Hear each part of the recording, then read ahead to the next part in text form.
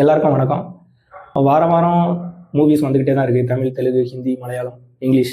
So அந்த மாதிரி movies வந்துக்கிட்டே தான் இருக்குது. வாரம் ரிவ்யூஸ், வாரம் பட்ஜெட், கலெக்ஷன்ஸ். ஸோ அந்த மாதிரி போயிட்டே இருக்குது.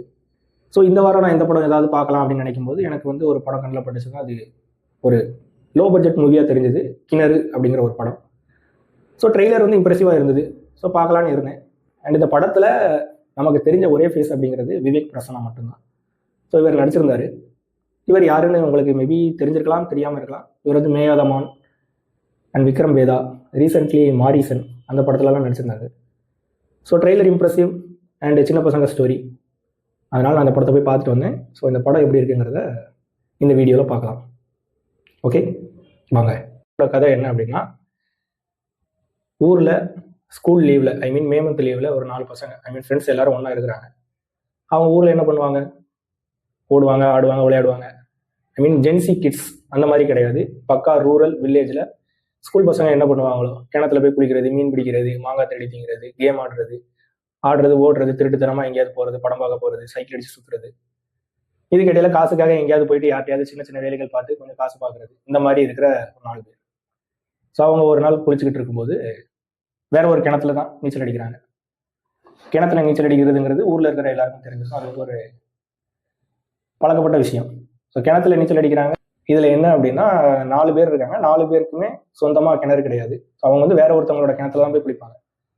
அங்கே என்ன அப்படின்னா, வேற ஒரு கிணறு அப்படிங்கிறதுனால ஓனர் வந்து குளிக்க விட மாட்டாங்க. அதனால ஃபர்ஸ்ட் சீன்லேயே வந்து அடி வாங்கிட்டு ஒவ்வொருத்தரும், சின்ன பசங்க அப்படிங்கிறதுனால ஊரில் கிணத்து ஓனர் வந்து அடிச்சு அனுப்பிடுவாங்க. அதுக்கப்புறம் அந்த 4 பசங்களும் உட்காந்து பேசும்போது, நம்மளே ஒரு கிணறு தோண்டலாம், நமக்குன்னு ஒரு கிணறு, நம்ம தான் அதில் குளிக்கணும், யாரும் நம்மளை கேள்வி கேட்கக்கூடாது, அந்த மாதிரி தான் பேசிக்கிட்டு இருக்காங்க. பேசும்போது அது 4 பேர்ல 3 பேருக்கு சுத்தமாக நிலமே கிடையாது. விவசாய நிலம் அப்படிங்கிறது ஒன்று கிடையாது. ஒரே ஒரு பையனுக்கு தான் விவசாய நிலம் இருக்குது. ஸோ அந்த பையனோட நிலத்துல தான் கிணறு நம்ம தோண்டணும், குளிக்கணும் அப்படின்னு சொல்லி முடிவு பண்றாங்க.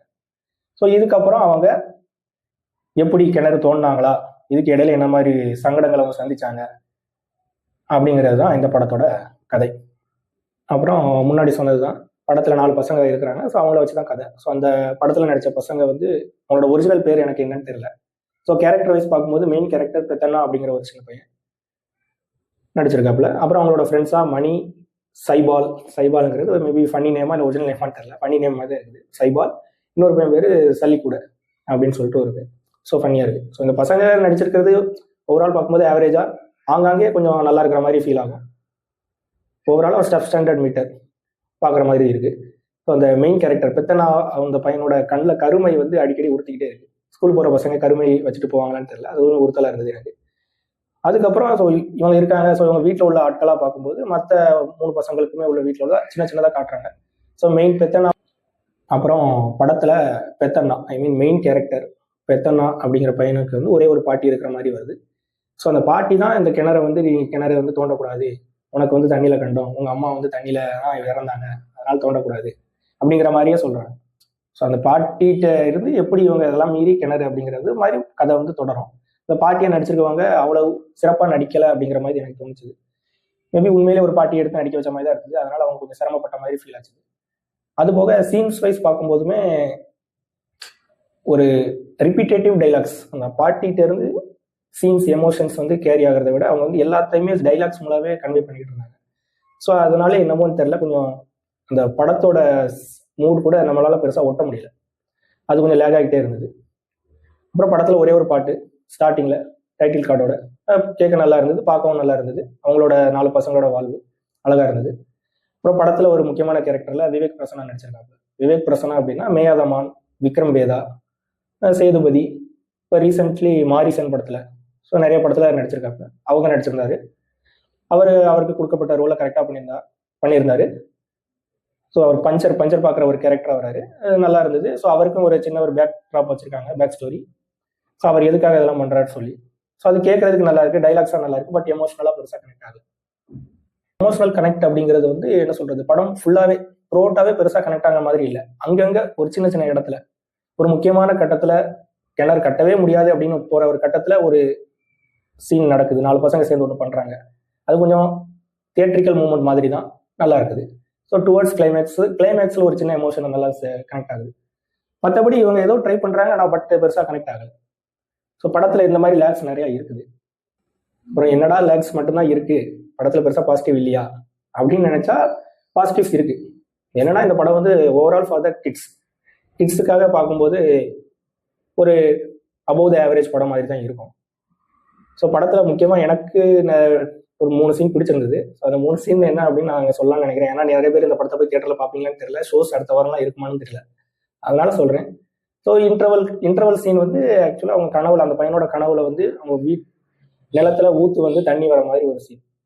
ஸோ அவன் தண்ணி நினைச்சு, ஆகா நம்ம வீட்டு கிணத்துல தண்ணி வந்துருச்சு, நம்ம வீட்டு நிலத்துல தண்ணி வந்துருச்சு அப்படின்னு சந்தோஷமா இருக்கிற மாதிரி இருக்கும்.